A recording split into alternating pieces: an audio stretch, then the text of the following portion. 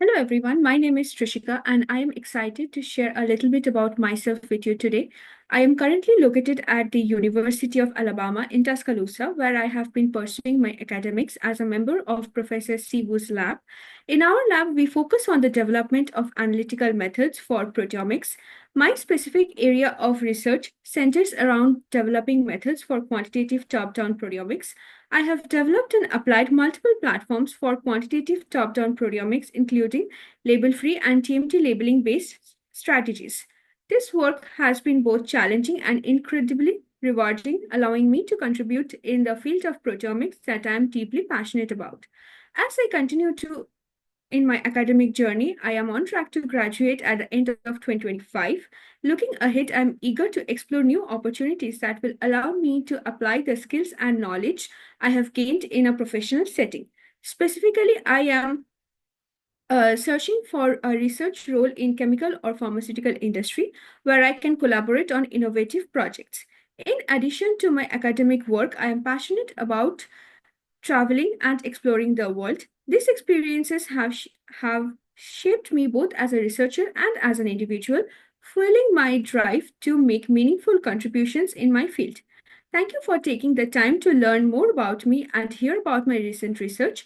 I look forward to connecting with many of you and exploring how our paths might align. Now, I will share with you some highlights from my recent publication in JPR, where I have developed and applied a label free top-down proteomic strategy to examine changes in protein phosphorylation as a result of kinase inhibition. So as we know, proteins are synthesized from the mRNA molecules by the process of translation. These different molecular forms of a protein are known as proteoforms. Post-translational modifications are the covalent modifications on a protein, and these modifications are important in maintaining different protein functioning, including cell signaling pathways and maintaining cell homeostasis. So here is an example of untargeted global top-down proteomics platform. So here we have two different proteoforms of the same protein, and we can do top-down analysis of these samples. So here we can do individual proteoform abundance profiling, where we see both the proteoforms are down-regulated in sample 1. We can also do relative proteoform abundance profiling, where we can see proteoform 1 is upregulated and proteoform 2 is down-regulated in sample 1. Recently, our lab has developed and applied a high-throughput quantitative label-free top-down proteomics method, and I have used this method to study the effects of kinase inhibition in HeLa cells. Here, I have used the HeLa staurosporine system as a model system. Staurosporine is an analog of the ATP molecule that binds to kinase enzyme and inhibits protein phosphorylation. Here, I have used HeLa cell culture and staurosporine. The HeLa cells were treated with staurosporine of 0.5 micromolar concentration for 6 hours. The cells were harvested and lysed using sonication. The soluble proteome was extracted and further denatured, reduced, and alkylated.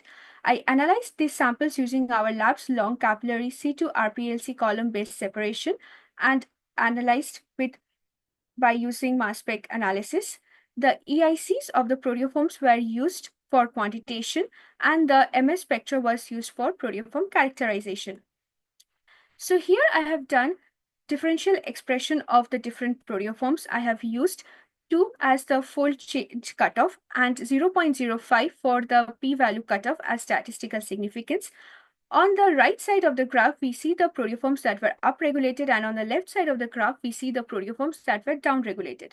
Overall, we saw an abundance change of 55 proteoforms from 37 proteins, and most of these proteins were related to catabolic metabolic pathways and apoptotic pathways that has been previously reported to be inhibited by staurosporine treatment.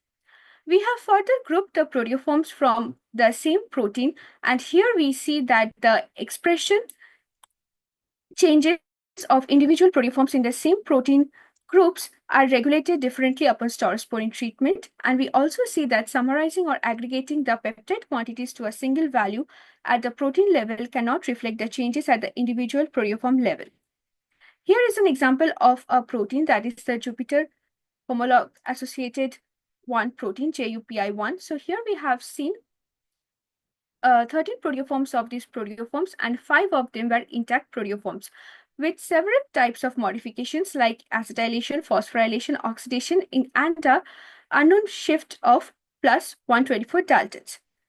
Upon performing the individual proteoform abundance profiling, we have seen 3 proteoforms that were significantly changed. For the relative proteoform abundance profiling, we observed the similar changes. Only 3 proteoforms were significantly changed. We studied another protein, that is a 4EBP1 protein, and for this protein, we have characterized 7 proteoforms and up to 6 phosphorylations in both TMSO and STS treated samples. We have performed the individual abundance profiling for these proteoforms, and here we see the unphosphorylated and the 2 phosphorylated proteoforms are downregulated, whereas when we did the relative proteoform abundance profiling, we found that the 3 phosphorylated proteoform and the 4 phosphorylated proteoform were upregulated, which might be explained by the fact that these kinases might not be inhibited or might be less inhibited by the staurosporine treatment. This observation might also be regulated by the fact that the hypophosphorylated proteoforms are more prone to degradation, whereas the hyperphosphorylated proteoforms are more stable and are less prone to degradation. So overall, from this study, we have quantified more than 1,000 intact proteoforms from 215 proteins. And this study has shown that it is important to look into the quantification of individual proteoforms, as individual proteoforms might have different activity, which might not be reflected by aggregated expression changes of the entire protein group. We have also studied the relative proteoform abundance profiling, which shows that studying PTMs is important to capture the diverse functional consequences of these modifications on protein activity. So overall, I would like to thank the whole lab for their constant support, especially my PI, Professor Sivu, and our postdoc, Dr. Sutton, for giving me this opportunity.